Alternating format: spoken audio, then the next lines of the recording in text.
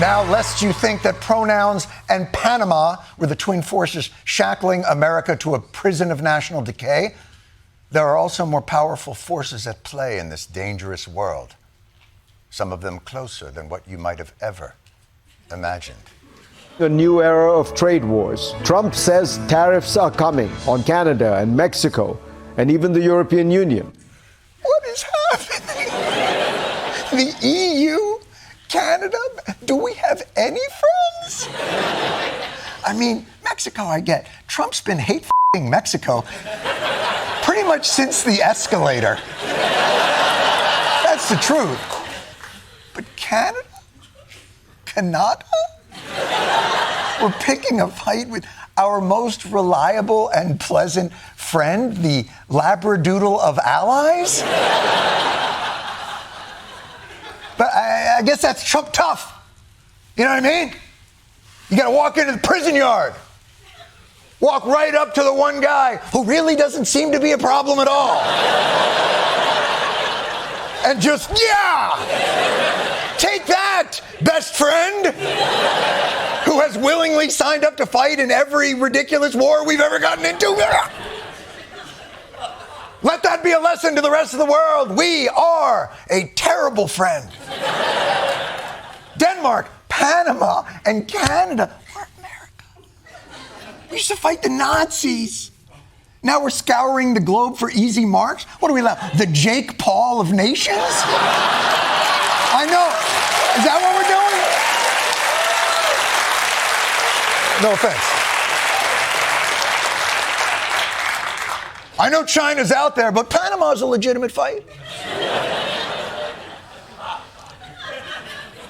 In fact, I'm going to call everyone out in FIFA's CONCACAF division. Yeah! Oh, Trinidad and Tobago, you got to gang up, huh?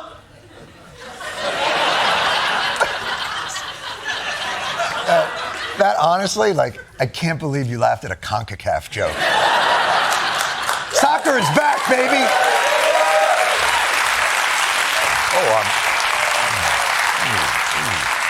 Look at me getting all skewed in the tie. Now, in Trump's defense, he did explain today why we're going after Canada. I mean, I look at some of the deals made, I say, who the hell made these deals that are so bad?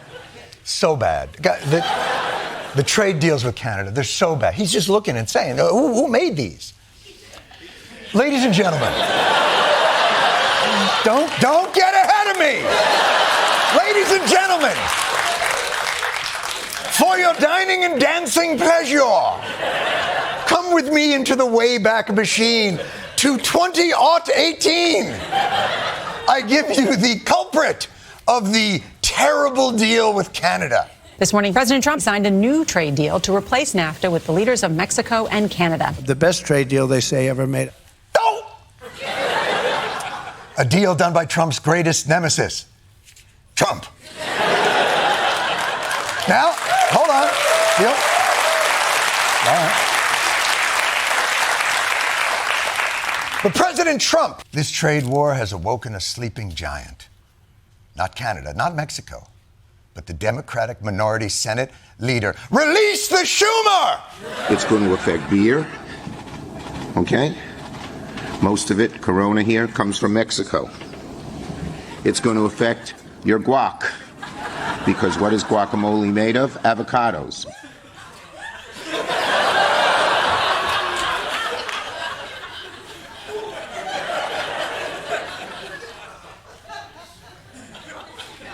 Your response to the trade war is to f***ing tell us guacamole is made of avocados? Is that what?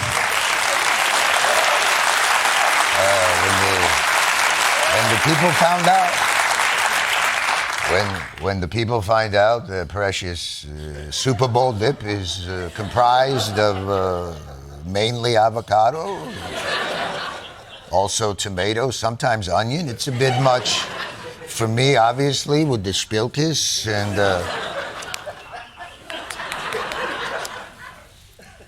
Excuse me one second.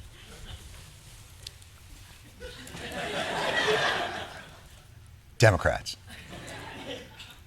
can you please stop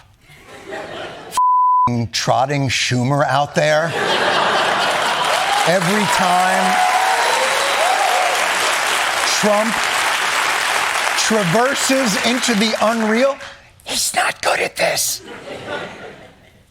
What is the decision-making process here? Hey, who should we get out there to effectively battle one of the most savvy presidential media manipulators in history? Oh, I don't know. How about Schumer? He's uninteresting, but at least he's monotone.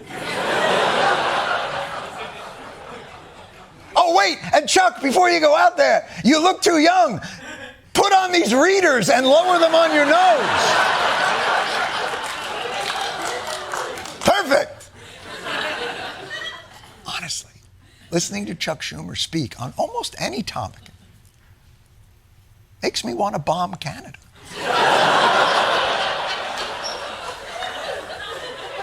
Kidding, of course, by the way. We have a couple of Canadians here from Montreal, and I don't want to upset them because I'm going to need an apartment soon. Now, before we... Now, before we get rattled by Trump's 2 to 2.5 front trade war, please understand, Mexico has already today received a 30-day stay on tariffs by promising 10,000 troops to the border, and we've promised to stop the inflow of guns. So, self-invented crisis averted. But what can Canada do?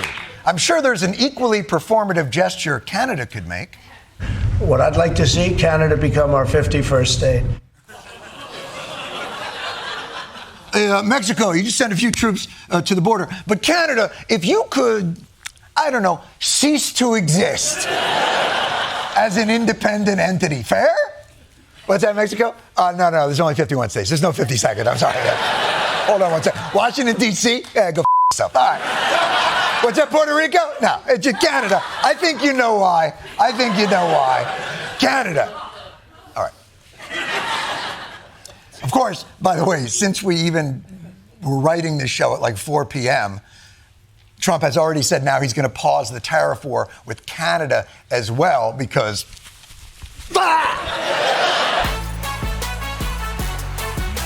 Donald Trump has been imposing a lot of tariffs since he took office, and if the nature and scope of these tariffs confuses you, don't worry, you're not the only one.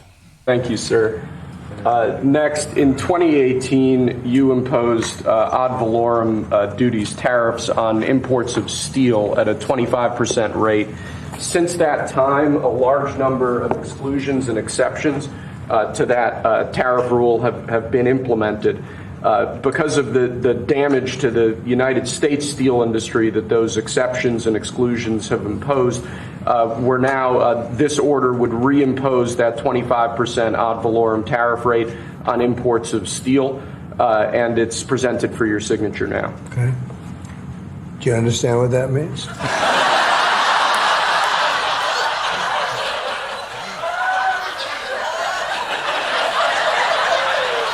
Do you understand what that means? I mean, why don't you tell me, President of the United States, what this means? Explain ad valorem to me like I was a child. This is Trump's own policy, and he's so bored by it.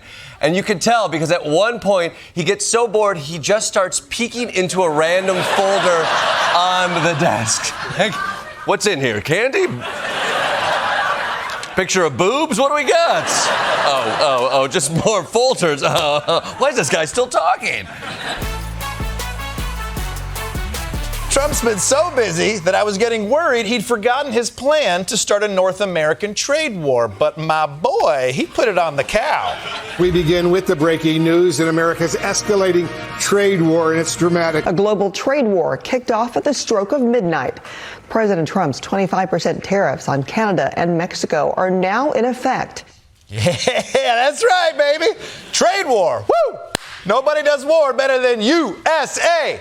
USA! USA! That's right. Canada and Mexico are about to feel the pain. And the best part is, it's not going to affect us at all. Boom. The average American household could spend up to $2,000 more a year on everything from produce to clothes to new cars. Driving up the cost of a small car by an estimated $6,200 or an SUV by $9,000. Wait.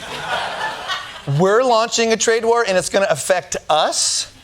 I'm going to pay $9,000 more for a Kia Sorento? Now I finally get why they say war is hell. So that's what Saving Private Ryan was all about. Private Ryan was a different movie.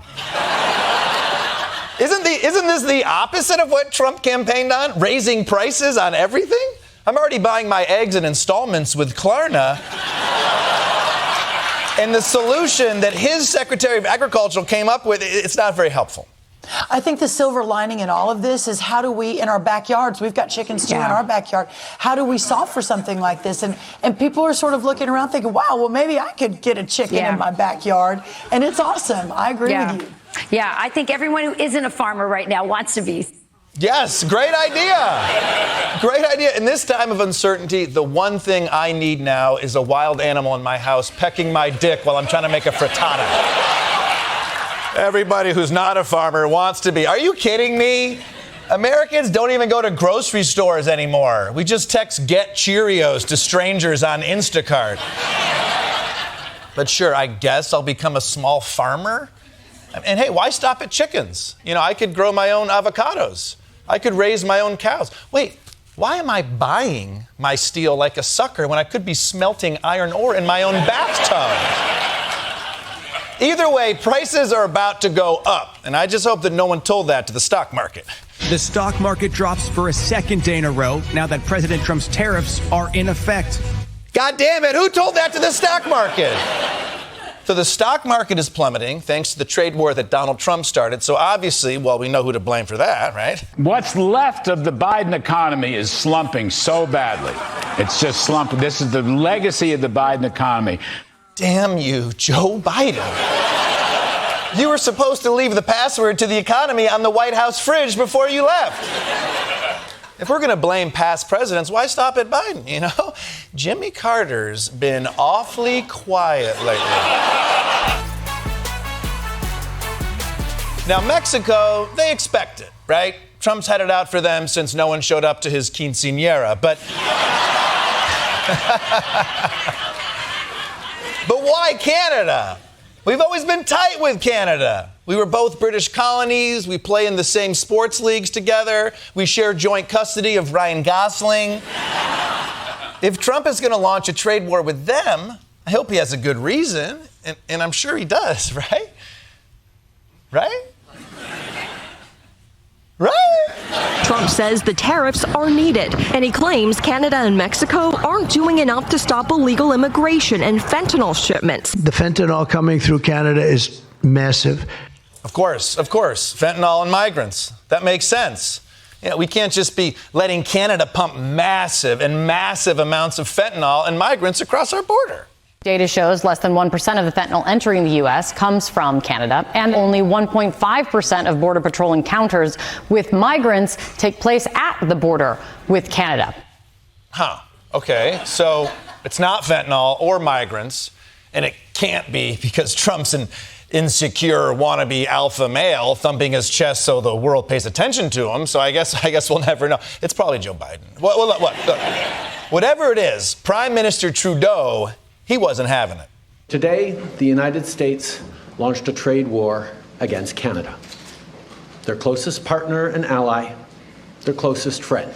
Now I want to speak directly to one specific American. Donald, even though you're a very smart guy, this is a very dumb thing to do. Wow. Yeah. He's mad, and he's not even world leader mad, he's dad mad. This is the same tone I use when I tell my daughter not to throw her baby sister into the crib. You are not that type of person that does this, even though you just did this, and you'll probably keep doing it. But you're not this. Okay, Donald? My daughter's name is Donald. And all of Canada is lining up behind Trudeau. Like Ontario's Premier Doug Ford came out to warn America about the consequences of a trade war, although in a confusing way. The people of the U.S., which I absolutely love, the American people, they're going to be paying more. The market is going to go downhill faster than the American bobsled team. Oh! Sick burn! I think. I mean, it sounded like a slam, but if the market will go downhill really fast, that means our bobsled team is also fast. And isn't that like a compliment? Our bobsled team is supposed to go fast, right? Unless he's saying our bobsled team is slow, which is a slam, but then that means the market won't go downhill fast, which is good for our economy. This metaphor doesn't make any sense. The point is, Doug Ford is forcing me to learn about bobsledding, and I do not appreciate that. Is there a Canadian who can make an analogy that's a little less confusing? Donna Reardon, the mayor of St. John in New Brunswick, maybe you have a good analogy. I mean, we've been in this comfortable relationship with our American cousins, and now we're being attacked. So, we're breaking up with the U.S., and it's time to move on. Yeah, we're cousins, but we're breaking up. This analogy is even worse than the bobsled. You can't break up with your cousin. Sure, you can both go off and get married and start your own families and try to convince yourselves you've moved on, but she's still there at Thanksgiving every year. And yeah, she brings her new husband and she laughs at his jokes, but deep down you can see in her pale blue eyes that she's sad, and I'm sad too, Stephanie. And I know she can see it in my eyes, which are the same color as hers because we're related, and that's why we can't be together, right? Well, what was I talking about? I'm sorry, but look, that's right. Oh, the trade war that we've launched for no reason. The point is, look, what Donald Trump has done to Canada. They're the nicest country on earth, the sexiest cousin, and look what we've brought them out to do.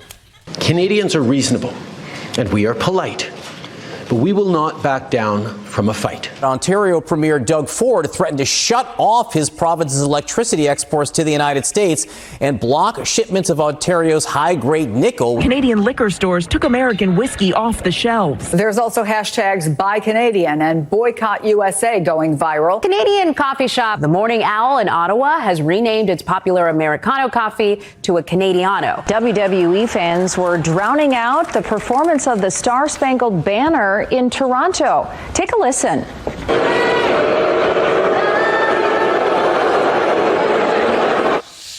Damn. Canada's respect for America has gone down faster than Curtis and Hubert Stevens, gold medalists in the two-man bobsled at the 1932 Lake Placid Olympics. Now that's how you do a bobsled metaphor, Doug. According to Donald Trump, tariffs are great, and I also want our country to be rich without any negative consequences. So let's see how he's imposed tariffs on Canada and Mexico, and let's sit back and let's watch that economy roar, baby. Tonight, the stock market dropping more than 600 points. U.S. stock markets plunged for the second day in a row. We've seen consumer confidence tank. Layoff numbers across the U.S. are the highest they've been since 2020. The R word is back, thanks in large part to tariffs. Wait, the R word is back? Tariffs brought back the R word? So I guess I can say it. Wall Street banks are starting to raise a red flag that recession odds have become unsettlingly high. Right, that R word. Of course, that's what I was thinking. I can be such a recession sometimes. By the way, is recession an R word now? Who thinks the word recession is offensive? Finance bros? Did they get woke? Before we discuss the impending R word, we begin by acknowledging that we are on the ancestral grounds of Capitol Grill, where Chad was unjustly removed by the bartender before he could get a chance to cheat on his wife. Sup, Chad? So basically, Trump said the tariffs are going to be a quick and painless way to get rich. And now that it turns out we're not all shitting gold, Republicans have moved into their new talking point. Hey, nobody said this was going to be easy. Trust the process. There'll be a little disturbance, but we're okay with that. There's going to be a little bit of pain going into this. It is going to be painful. And if I have to pay a little bit more for something, I'm all for it. We're going to have to suffer through some bad news. There's going to be a short period of time where there'll be some higher prices on certain products. It's not inflation, that's nonsense. Yeah. Nonsense. It's not inflation, people. It's just higher prices on food and cars and gas and every other product we import from our biggest trading partners. Tariffs are Donald Trump's whole thing. And if there's one thing I know about Donald Trump, he's a man who sticks to his guns. Breaking news into CNN, President Trump's officially delaying tariffs on Mexico and Canada. Wait. After all that, tariffs are now on hold? Trump just backed away from those tariffs like it was a long-time friendship with Jeffrey Epstein. So tariffs are on, they're delayed, they're off. Who knows if they'll come back or when or for how long? Look, I'm not a big business guy, but quick question. Does anyone know if businesses need to make decisions more than 4 hours in advance?